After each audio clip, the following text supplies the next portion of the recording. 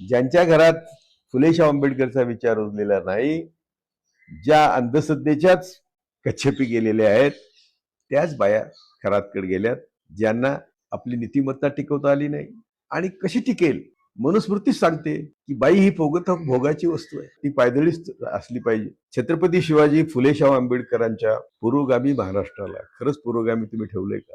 खरात हा व्यक्ती नाही, खरात ही वृत्ती आहे. अंधश्रद्धेला खतपाणी घालणार कोण आहे? त्याच्याकडे फडणवीस गेलेत, त्याच्याकडे शहा गेलेत, त्याच्याकडे सगळ्या पक्षांचे निदान राष्ट्रवादीचे अध्यक्ष गेलेत, पक्षाचा अध्यक्ष गेलाय, ते चाकणबर्ग व्हायचं तर फारच बाहेर आलेले आहेत. सगळे जवळजवळ सगळे लोकप्रतिनिधी त्याच्याकडे गेलेले आहेत. लोकप्रतिनिधींना त्यांनी कशाची शपथ घेतली याची आम्ही आठवण करून देण्याची गरज आहे का? लोकप्रतिनिधी जे मोठे झाले ते कुणाच्यामुळे मोठे झाले याची आम्ही आठवण करून द्यायची गरज आहे का? गोरगरिबांचे मतं घेऊन तुम्ही त्या पदावर बसता आणि खराच्या नादी लागता. नुसते नादी लागत नाही तर खराचं ताकद देता. सरकारचं पाणी, सरकारची जमीन, सरकारच्या सुखसोयी आणि असं करून ज्या बाया बापड्यांची फसवणूक झाली ते एक जाळे आहे.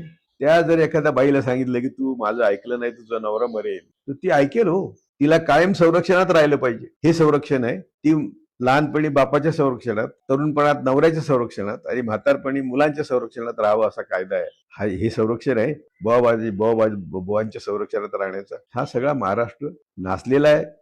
लोकप्रतिनिधी निर्लज्ज आहेत, ज्यांनी आपण संविधानात शपथ का घेतली, कशासाठी घेतली. आणि आमच्या महाराष्ट्रामध्ये अंधश्रद्धा निर्मूलनाचा कायदा आहे. त्या कायद्याचं झालं काय?